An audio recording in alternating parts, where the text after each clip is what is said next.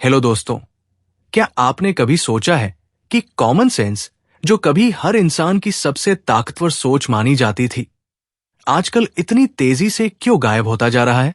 ऐसा क्यों हो रहा है कि जब भी कोई इंसान सच्चाई की बात करता है, उसे ऑफेंसिव कहा जाता है, और जब कोई खुले दिल से अपने विचार रखता है, तो उसे चुप करा दिया जाता है? कभी स्कूलों में तर्क सिखाया जाता था, अब वहां विचारधाराएं थोपी जाती है। कभी बहस से समाधान निकलते थे, अब बहस करना ही गलत मान लिया गया है। दुनिया को देखने का नजरिया अब खुले दिमाग से नहीं, बल्कि फीलिंग से तय होता है, जैसे हमारी सोच पर किसी ने कब्जा कर लिया हो, धीरे धीरे, चुपचाप, बिना हमारे जाने। ये कोई साइंस फिक्शन नहीं है, ये हमारी रोजमर्रा की हकीकत बन चुकी है। हमारे आसपास ऐसे विचार घूम रहे हैं जो हमारी सोचने की क्षमता को धीरे धीरे निगलते जा रहे हैं। ये विचार कोई मजाक नहीं है, ये मेंटल पैरासाइट्स की तरह है, जो हमारी लॉजिकल सोच, हमारी स्वतंत्रता और हमारी अंदर की आवाज को दबा देते हैं। और सबसे डरावनी बात यह है, ये सब इतने शांति से, इतने न्याय और सहानुभूति की आड़ में होता है कि हमें इसका पता तक नहीं चलता। हमें लगता है कि हम अच्छा कर रहे हैं, सही के लिए लड़ रहे हैं, पर असल में हम अपनी सोचने की आजादी को खुद ही गला घोट कर मार रहे होते हैं। तो सवाल यह है, क्या हम इनफेशियस आइडियाज को पहचान पाएंगे? क्या हम फिर से सच्चाई के लिए खड़े हो पाएंगे बिना डरे? या फिर हम उस भीड़ का हिस्सा बन जाएंगे जो बिना सोचे बस फील गुड की तलाश में हर झूठ को सच मान बैठती है? इस वीडियो में हम उसी मानसिक जंग की परतें खोलेंगे, उस खामोश हमले की बात करेंगे जो हमारी सोच को धीरे धीरे मार रहा है। और सबसे जरूरी बात, हम जानेंगे कि इस मेंटल इन्फेक्शन से खुद को कैसे बचाया जा सकता है। तैयार हो जाइए एक ऐसी सच्चाई से मिलने के लिए जो आपको हिलाकर रख देगी। Chapter 1, death of the West by 1000 cuts. क्या आपने कभी महसूस किया है कि हम जिस समाज में रह रहे हैं, वो धीरे धीरे अपनी पहचान खो रहा है? जैसे किसी मजबूत इमारत की नींव में छोटे छोटे सुराख हो जाएं। शुरू में पता नहीं चलता, पर धीरे धीरे दीवारें तरकने लगती हैं, आवाजें आती हैं, पर लोग अनसुना कर देते हैं, और एक दिन वो इमारत खुद ब खुद आ जाती है। ऐसी ही कुछ स्थिति आज हमारे समाज की है। एक ऐसा समाज जिसने विज्ञान, कला, विचार और स्वतंत्रता के दम पर पूरी दुनिया को रास्ता दिखाया था। आज वो समाज खुद अपने मूल्यों को धीरे धीरे मार रहा है। कोई एक बड़ा धमाका नहीं हुआ, कोई क्रांति नहीं आई, बल्कि 1000 छोटे छोटे मानसिक जख्म दिए गए। और सबसे खतरनाक बात यह है कि ये जख्म अंदर से दिए जा रहे हैं, अपनों के हाथों। सोचिए, अगर कोई बाहर से आकर आपको धमकी दे तो आप सतर्क हो जाते हैं, पर अगर कोई मीठे शब्दों में अधिकारों, सहानुभूति और न्याय की बात करते हुए आपकी सोच पर कब्जा करने लगे, तो क्या आप उसे पहचान पाएंगे? आज के द्वार में ये नरम हिंसा सबसे बड़ा हथियार बन चुकी है। कोई खुलेआम विचार नहीं थोपता, पर एक ऐसा माहौल बना देता है जहां कोई सवाल नहीं पूछ सकता, जहां सच्चाई को घृणा कहा जाता है और झूठ को कृपा। कॉलेज, मीडिया, सोशल मीडिया, हर जगह एक नया एजेंडा फैलाया जा रहा है जो कहता है कि तर्क करना असंवेदनशील है और सच्चाई का सामना करना किसी की भावनाओं को आहत कर सकता है। कल्पना कीजिए एक ऐसे छात्र की जो यूनिवर्सिटी में सिर्फ ये कह देता है कि लड़का लड़का है और लड़की लड़की। इतना कहने पर उसे क्लास से बाहर निकाल दिया जाता है, उसके खिलाफ शिकायत दर्ज होती है और सोशल मीडिया पर उसे कैंसिल कर दिया जाता है। उसे ना नौकरी मिलती है ना इज्जत, बस इसलिए क्योंकि उसने वो बोला जो सच है, पर वो आज अनुचित माना जा रहा है। एक और उदाहरण लीजिए, एक प्रोफेसर जिसने सालों की मेहनत से किताबें लिखी, रिसर्च की और दुनिया भर में छात्रों को पढ़ाया। एक दिन उसने एक कॉमन सेंस बात कह दी, मेरिट मैटर्स, यानी काबिलियत जरूरी है। इस एक वाक्य ने उसे उसकी नौकरी से निकाल दिया। क्यों? क्योंकि आज सच बोलना विद्रोह बन चुका है। ये सिर्फ कुछ किस्से नहीं है, ये उस बड़ी बीमारी के लक्षण हैं जिसने हमारी सोच को संक्रमित कर दिया है। पहले हम सोचा करते थे, सवाल पूछा करते थे, अब डरते हैं कहीं किसी को बुरा ना लग जाए। और इसी डर की आड़ में वो जहर हमारी नसों में फैलता जा रहा है। ऐसा जहर जो देखने में अधिकार, मानवता, प्रगतिशीलता लगता है, लेकिन असल में वो हमारी स्वतंत्रता को धीरे धीरे निगल रहा है।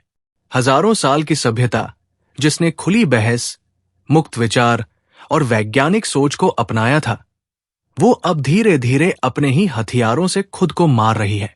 हर बार जब कोई सोचने वाला इंसान चुप होता है, एक नया जख्म लग जाता है, और जब हजारों जख्म इकट्ठा हो जाते हैं, तब कोई समाज बिना शोर किए मर जाता है। पर क्या अभी भी वक्त बचा है? क्या हम अभी भी जाग सकते हैं? क्या हम उन मानसिक परजीवियों को पहचान सकते हैं जो हमारी आत्मा को खोखला कर रहे हैं? ये किताब इसी जंग की शुरुआत है, एक मानसिक क्रांति की, जहां डर से नहीं सच से लड़ना सिखाया जाएगा, जहां विचारों को मारने वालों से सवाल पूछा जाएगा, और जहां कॉमन सेंस को फिर से उसकी राइटफुल जगह दी जाएगी। क्योंकि अगर हमने अब नहीं सोचा तो सोचने की ताकत हमेशा के लिए हमसे छीन ली जाएगी। Chapter 2, thinking versus feeling, truth versus hurt feelings. एक समय था जब इंसान किसी बात को तर्क के तराजू पर तौलता था, सोचता था, सवाल करता था और फिर किसी निष्कर्ष तक पहुंचता था। लेकिन अब लगता है जैसे सोचने की कला ही विलुप्त होती जा रही है। अब तर्क का स्थान भावना ने ले लिया है और सच्चाई की जगह ले ली है फीलिंग्स ने। कभी आपने किसी से सिर्फ इतना कहा हो कि देखो जो तुम सोच रहे हो वो तथ्यों पर आधारित नहीं है, और जवाब में वह इंसान आपसे नाराज हो गया। उसने कहा तुम मेरी फीलिंग्स को चोट पहुंचा रहे हो। अब सोचिए, अगर सच्चाई कहने से किसी की फीलिंग्स आहत होती है तो क्या हमें सच्चाई बोलना बंद कर देना चाहिए? आज का द्वार यही सिखा रहा है कि सच्चाई से ज्यादा जरूरी है लोगों की भावनाओं को ना आहत करना, और ये सोच धीरे धीरे हमारे समाज को खोखला कर रही है। पहले जब कोई बात कही जाती थी तो सवाल होता था, क्या ये सच है? आज सवाल होता है, क्या इससे किसी को बुरा तो नहीं लगेगा? मान लीजिए एक डॉक्टर अपने मरीज से कहे आपको कैंसर है और आपको तुरंत इलाज चाहिए। अब मरीज कहे आपने ये कहकर मेरी फीलिंग्स को हर्ट कर दिया, तो डॉक्टर को क्या करना चाहिए? क्या वो सच्चाई छुपा ले? नहीं ना। लेकिन आज के समाज में सच्चाई बोलना ही अपराध बनता जा रहा है, बस इसलिए क्योंकि वो सुनने में कड़वी होती है। एक और उदाहरण देखिए। एक स्कूल में बच्चों को पढ़ाया जा रहा था कि हर कोई जो खुद को जो चाहे वो समझे वही उसकी पहचान है। एक लड़का खड़ा होकर बोला, अगर मैं आज खुद को सुपरमैन समझूं तो क्या मैं उड़ सकता हूं? पूरा क्लास हंस पड़ा, लेकिन शिक्षक नाराज हो गया और उस लड़के को इंटॉलरेंट कहकर चुप करा दिया गया। उसने सवाल पूछा था, लेकिन सवाल करना अब असहिष्णुता बन चुका है। यही तो मानसिक संक्रमण है, जहां विचारों की कसौटी सच नहीं बल्कि किसे कैसा लगेगा बन गई है। जैसे एक कोहरे की चादर ने सच्चाई को ढक दिया है और अब हम सब उस धुंध में बस अंधाधुंध चल रहे हैं। बिना दिशा, बिना उद्देश्य सोचना मुश्किल होता है, क्योंकि सोचने के लिए हमें तथ्यों को परखना पड़ता है, अपने विचारों को चुनौती देनी पड़ती है। लेकिन महसूस करना आसान होता है। कोई बात बुरी लगी तो बस मान लो कि वो गलत है, और यही शॉर्टकट हमारी चेतना को दीमक की तरह चाट रहा है। मीडिया, सोशल मीडिया, क्लासरूम, हर जगह अब तर्क नहीं भावना की जीत होती है। जो सबसे ज्यादा ऑफेंडेड हो जाए वही सबसे बड़ा सत्यभाषी बन जाता है, और जो चुपचाप तर्क के साथ सच्चाई रखे वो क्रूर, संवेदनहीन और आउटडेटेड कहलाता है। ये लड़ाई आसान नहीं है, क्योंकि ये किसी बाहरी दुश्मन से नहीं, हमारे अंदर पनप रहे उस भ्रम से है जो कहता है जो महसूस होता है वही सच होता है। लेकिन क्या ऐसा है? क्या भावनाएं कभी कभी हमें गलत रास्ते पर नहीं ले जाती? सोचिए उस मां की जो अपने बेटे की गलती पर भी उसे बचा लेती है, क्योंकि उसे लगता है कि उसका बेटा गलत नहीं हो सकता। सोचिए उस झूरी की जो सिर्फ इसलिए किसी को निर्दोष मान लेती है क्योंकि उसकी कहानी भावुक थी। और सोचिए उस समाज की जो सच्चाई को इसलिए ठुकरा देता है क्योंकि वो हर्टफुल लगती है। इस मानसिकता से बाहर निकलना होगा। हमें फिर से सीखना होगा कि सोच और महसूस करना एक जैसी चीजें नहीं है। सच्चाई वो नहीं होती जो अच्छा लगे। सच्चाई वो होती है जो है। हमारी भावनाएं महत्वपूर्ण हैं, लेकिन वो सच्चाई को बदल नहीं सकती। अगर हम चाहते हैं कि हमारी अगली पीढ़ी आजाद दिमाग के साथ सोच सके, सवाल कर सके और सच को सच मान सके, तो हमें आज से ही इस फील गुड इल्यूजन से लड़ना होगा। वरना एक दिन हम सब उस समाज का हिस्सा बन जाएंगे जहां लोग आंखों देखे को भी नकार देंगे, सिर्फ इसलिए क्योंकि वो कहना उन्हें अनकंफर्टेबल लगता है। Chapter 3 the Holi Trinity of politicised thinking, post modernism, radical feminism and identity politics. क्या आप कभी इस उलझन में पड़े हैं कि कुछ बातें इतनी उल्टी क्यों लगती हैं, लेकिन फिर भी उन्हें बोलना आज साहस माना जाता है? जैसे कोई कहता है सच्चाई जैसी कोई चीज होती ही नहीं, या फिर हर व्यक्ति का अपना सच होता है। और सबसे ज्यादा चौंकाने वाली बात यह कि जब आप सच्चाई की बात करते हैं तो आपको प्रिविलेज्ड ऑपरेटर या फिर टॉक्सिक कहा जाता है। ऐसा क्यों हो रहा है? ये कोई अचानक पैदा हुई बीमारी नहीं है। ये तो दशकों से धीरे धीरे पनपता हुआ जहर है, जो अब हमारे समाज, शिक्षा प्रणाली और सोच के हर कोने में फैल चुका है। इस जहर के 3 मुख्य स्रोत हैं: उत्तर आधुनिकता, पोस्ट मॉडर्निज्म, कट्टर नारीवाद, रेडिकल फेमिनिज्म और पहचान की राजनीति, आइडेंटिटी पॉलिटिक्स। तीनों अलग अलग रास्तों से शुरू हुए, लेकिन एक ही मंजिल की ओर बढ़े, सच्चाई को मिटाकर संवेदनशीलता की मूर्ति बनाना। पहले बात करते हैं उत्तर आधुनिकता की। वो सोच जो कहती है कि किसी भी बात की कोई एब्सोल्यूट ट्रुथ नहीं होती, मतलब ना कोई सही ना कोई गलत, हर चीज सिर्फ पर्सपेक्टिव है। अब जरा सोचिए, अगर हर किसी का अपना सच है तो क्या कोई मर्डर करने वाला भी कह सकता है कि मेरे लिए यह हत्या नहीं थी? क्या कोई झूठ बोलने वाला कहे मेरे लिए यह झूठ नहीं था? यह सोच किसी भी नैतिक आधार को पूरी तरह खत्म कर देती है। स्कूलों और कॉलेजों में जब बच्चों को सिखाया जाता है कि there are no right answers, तो सोचिए वो आगे जाकर क्या सोचेंगे। वो तो हर बात को ओपिनियन मानकर तर्क और सत्य को ही खारिज कर देंगे। अब आइए कट्टर नारीवाद पर। महिलाओं के अधिकारों की लड़ाई कभी समानता के लिए थी, लेकिन अब यह विचार एक ऐसे मोड़ पर आ चुका है जहां पुरुष होना ही अपराध बन चुका है। हर पुरुष को पोटेंशियल हरेसर की तरह देखा जाता है, हर सफलता को मेल प्रिविलेज कहा जाता है, और हर तर्क अगर किसी महिला की भावनाओं को छू जाए तो उसे मिसोजनी घोषित कर दिया जाता है। नारीवाद अब समान अधिकार की मांग नहीं, बल्कि सत्ता के संतुलन को पलटने की एक कोशिश बन चुका है, जहां लिंग के आधार पर न्याय तय किया जाता है, न कि इंसान के व्यवहार से। तीसरी और सबसे खतरनाक है पहचान की राजनीति। ये सोच कहती है कि इंसान क्या सोचता है, क्या करता है, ये मायने नहीं रखता। मायने रखती है उसकी जाति, उसका रंग, उसका धर्म, उसका लिंग। यानी आपकी पहचान ही आपकी सच्चाई है। अब जरा सोचिए, जब कोई कहता है आप इस विषय पर बोल ही नहीं सकते क्योंकि आप इस समुदाय से नहीं हैं, तो क्या वो तर्क कर रहा है या सिर्फ चुप कराना चाहता है? क्या तर्क को अब जाति और वर्ग से मापा जाएगा? क्या अब मेरिट का कोई अर्थ नहीं रह जाएगा? इस त्रयी ने मिलकर एक ऐसी विचारधारा तैयार की है जहां तर्क, सच्चाई और स्वतंत्रता को सिर्फ इसलिए कुचल दिया जाता है क्योंकि वो हर्टफुल लग सकते हैं या किसी पावर स्ट्रक्चर को चैलेंज कर सकते हैं। ये सोच आज हमारे स्कूलों, मीडिया, सोशल मीडिया और यहां तक कि दफ्तरों तक में फैल चुकी है। कल्पना कीजिए, एक बच्चा जिसने मेहनत से परीक्षा पास की है, लेकिन उसे कहा जाता है कि तुम्हें तो प्रिविलेज मिला था इसलिए सफल हुए। एक महिला जो परंपरागत सोच से अलग सोचती है, लेकिन कट्टर नारीवाद उसे ट्रेटर कह देता है। एक प्रोफेसर जो सिर्फ ये कहता है कि तर्क होना चाहिए, तथ्यों के आधार पर बात होनी चाहिए, लेकिन उसे प्रॉब्लमेटिक कहकर नौकरी से निकाल दिया जाता है। इस मानसिकता ने समाज में एक अजीब डर पैदा कर दिया है। बोलने का डर, सोचने का डर और सच को सामने लाने का डर। और सबसे बड़ी विडंबना यह है कि यह सब स्वतंत्रता और समानता के नाम पर हो रहा है। अब वक्त आ गया है जब हम इस विचारधारा की परतों को समझें, जब हम ये पहचाने कि क्या सच में हम उन लोगों की मदद कर रहे हैं जिन्हें जरूरत है, या फिर हम बस एक ऐसा सिस्टम बना रहे हैं जहां सोचने की आजादी खत्म हो जाए।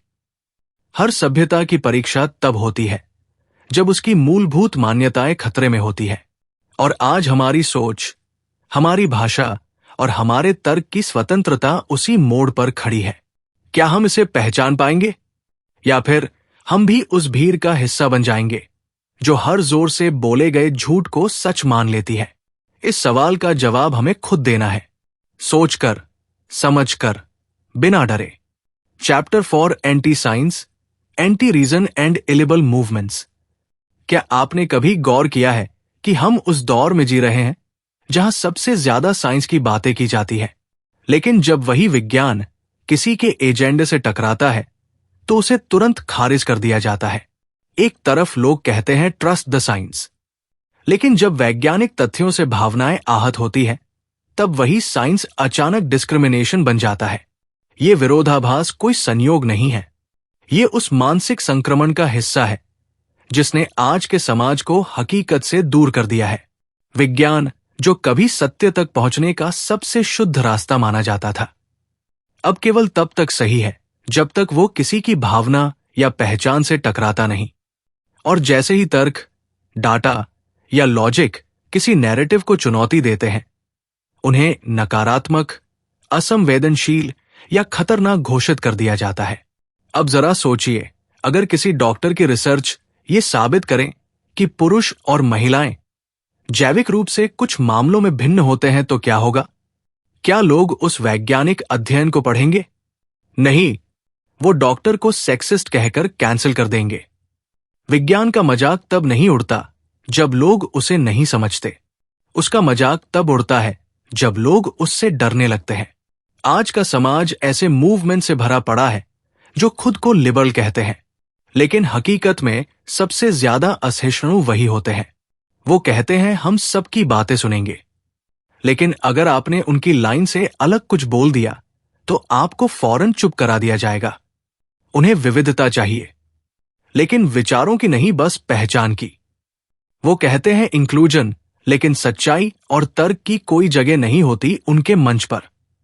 एक युवा वैज्ञानिक जिसने सालों की मेहनत से रिसर्च की थी, सिर्फ इसलिए अपनी नौकरी से निकाला गया क्योंकि उसने एक प्रेस इंटरव्यू में जैविक लिंग भिन्नता पर आधारित वैज्ञानिक विश्लेषण प्रस्तुत किया था। ना कोई गाली दी, ना अपमान, बस वैज्ञानिक सच बोला। लेकिन आज के दौर में अगर आपकी सच्चाई किसी की भावना से टकरा जाए तो आप प्रॉब्लमेटिक हो जाते हैं। अभी हाल ही में एक कॉलेज कैंपस में एक वक्ता को बुलाया गया था जो सिर्फ ये बताने वाला था कि किस तरह डाटा के जरिए हम सामाजिक समस्याओं को समझ सकते हैं। लेकिन जैसे ही ये पता चला कि उसके विचार मुख्यधारा की सोच से थोड़े अलग हैं, छात्रों ने विरोध शुरू कर दिया। बैनर लहराए गए, सेफ स्पेस की मांग की गई। आखिर में उसे बुलाना रद्द कर दिया गया। सोचिए, एक विश्वविद्यालय जहां विचारों का स्वागत होना चाहिए, वहां अब विचारों से डर लगता है। तर्क अब ट्रिगरिंग हो गया है, डाटा अब बायस्ड कहा जाता है, और जो इंसान सोचने की आजादी की बात करता है उसे डेंजरस कहा जाता है। ये असहिष्णुता अब आंदोलन बन चुकी है, जहां स्वतंत्रता सिर्फ एक भ्रम है, और ये भ्रम इतना मजबूत है कि लोग खुद अपने सोचने की क्षमता को कुर्बान कर रहे हैं, सिर्फ इसलिए कि वो सही दिखना चाहते हैं। अब हम ऐसे समय में पहुंच गए हैं जहां साइंटिफिक मेथड को कॉलोनियल कहा जाता है, लॉजिक को ऑप्रेसिव और डिबेट को वायलेंस। ये शब्दों की चालाकी नहीं है, ये विचारों पर हमला है, और इस हमले का उद्देश्य है सच्चाई को दबाना और भावना को सिंहासन पर बैठाना। लेकिन एक सवाल उठता है, अगर हम विज्ञान को भावनाओं से नीचे रख देंगे तो क्या हम कभी उस समाज तक पहुंच पाएंगे जहां न्याय हो, विकास हो और सच्चाई का राज हो? क्या हम फिर उस अंधेरे युग की ओर लौट रहे हैं जहां सच बोलने पर आग में जला दिया जाता था? फर्क बस इतना है कि आज की आग सोशल मीडिया और मानसिक बहिष्कार की है। ये लड़ाई सिर्फ एक विचारधारा की नहीं, बल्कि हमारी सोच की स्वतंत्रता की है। विज्ञान और तर्क वो मशाल है जिनकी रोशनी से हम सच्चाई तक पहुंच सकते हैं। लेकिन अगर हम खुद ही उस रोशनी को बुझाने लगे तो फिर अंधेरा ही हमारा भविष्य बन जाएगा। अब फैसला हमें करना है, क्या हम उस समाज का हिस्सा बनेंगे जो विज्ञान और तर्क के साथ खड़ा है, या फिर हम भीड़ में खो जाएंगे जो बस इतना सोचती है किसी को बुरा ना लग जाए। Chapter 5 parasites of human cognition. क्या आपने कभी खुद से पूछा है, मैं जो सोच रहा हूं क्या वह सचमुच मेरी अपनी सोच है, या फिर कहीं ऐसा तो नहीं कि जो विचार मेरे दिमाग में दौड़ रहे हैं वो दरअसल कहीं और से किसी और के एजेंडे के तहत धीरे धीरे मुझ में डाले गए हो। ये सवाल जितना डरावना है उतना ही जरूरी भी है।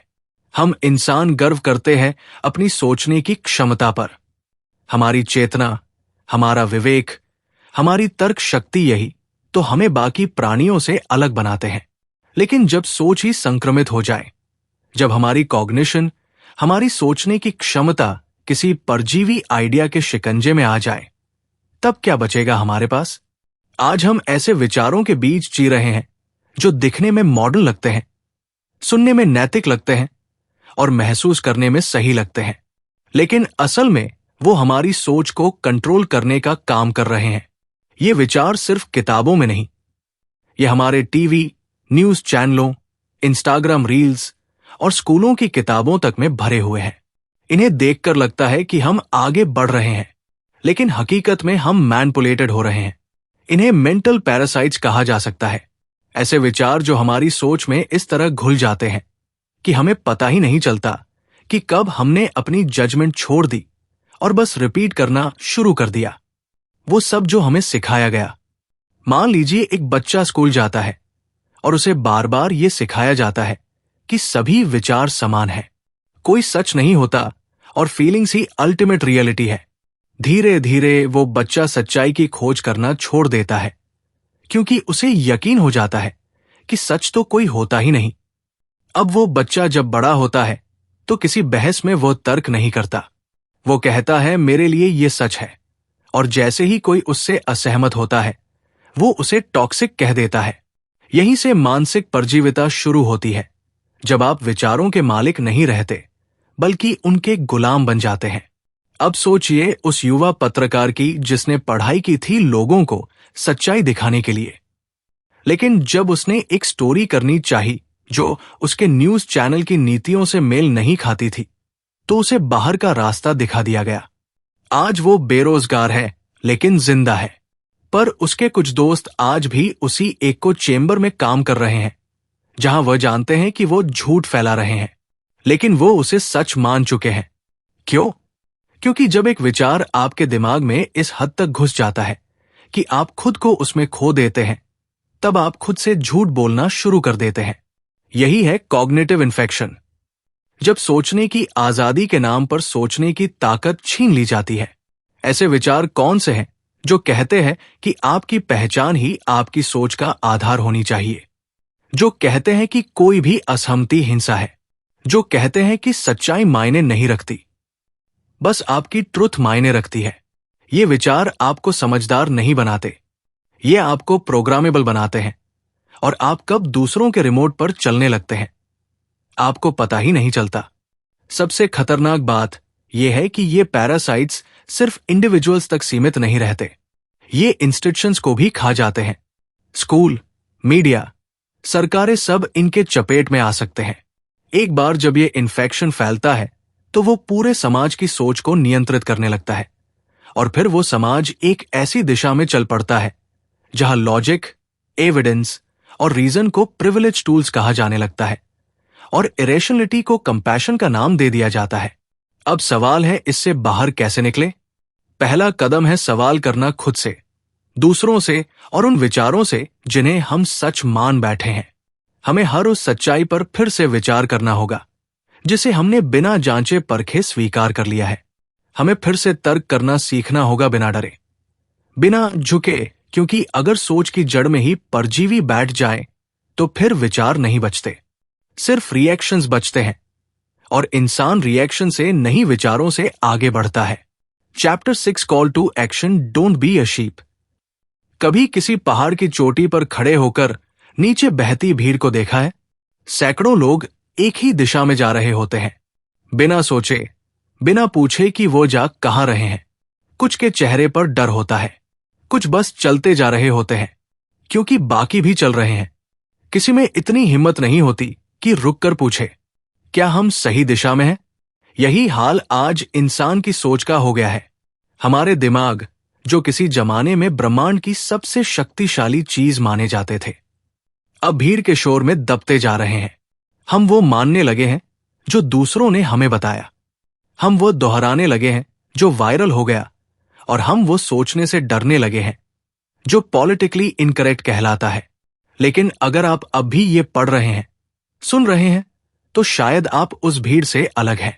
ये अध्याय किसी जानकारी का विस्तार नहीं है, ये एक चेतावनी है, एक आह्वान है, और सबसे बढ़कर एक सीधा सवाल है आपसे। क्या आप भी भेड़ बनकर जीना चाहते हैं? भेड़ को ना रास्ता दिखता है ना मंजिल, वो बस आगे वाली की नकल करती है बिना सोचे, बिना पूछे। और अगर एक भी भेड़ खाई में गिरती है तो बाकी भी पीछे से कूद जाती है। सोचिए, क्या आज के समाज में यही हो नहीं रहा? जब कोई मशहूर व्यक्ति कुछ कहता है तो लाखों लोग उसे कोट करने लगते हैं बिना समझे कि उसका अर्थ क्या है। जब कोई इन्फ्लुएंसर किसी नैरेटिव को बढ़ावा देता है तो हजारों लोग उसी विचार को मेरा भी है कहने लगते हैं, क्योंकि ऐसा कहना सेफ है। और जब कोई अकेला इंसान सच्चाई की बात करता है तो उसे एक्सट्रीम हेटफुल या इंटॉलरेंट कहकर चुप करा दिया जाता है। इसलिए ये अध्याय हमसे कहता है, अब चुप रहने का समय नहीं है। अगर आपको लगता है कि दुनिया गलत दिशा में जा रही है तो खुद को मत रोकिए। अगर आपको लगता है कि कोई बात आपको भीतर से झकझोर रही है तो उसे बाहर निकालिए। अगर आपको लगता है कि सच्चाई अनपॉपुलर हो गई है तो उसे और जोर से बोलिए, क्योंकि इतिहास ने हमेशा यही दिखाया है, भीड़ ने कभी बदलाव नहीं लाया। बदलाव हमेशा उन्हीं लोगों ने लाया जिन्होंने अकेले चलने की हिम्मत की। एक वैज्ञानिक जिसने कहा कि धरती गोल है, उसे पागल कहा गया। एक महिला जिसने कहा कि औरतों को वोट देने का हक होना चाहिए, उसे जेल में डाला गया। एक लेखक जिसने कहा कि आजादी सोचने से शुरू होती है, उसकी किताबें जलाई गई। लेकिन आज हम उन्हें वीर कहते हैं, विजनरी कहते हैं। अब बारी आपकी है। हर वो क्षण जब आप सोचने की हिम्मत करते हैं, सवाल उठाते हैं, सच्चाई के पक्ष में खड़े होते हैं, आप उस दीवार में एक दरार पैदा करते हैं जो हमें बांध कर रखती है। और जितनी ज्यादा दरारें होंगी उतनी जल्दी वो दीवार गिरेगी।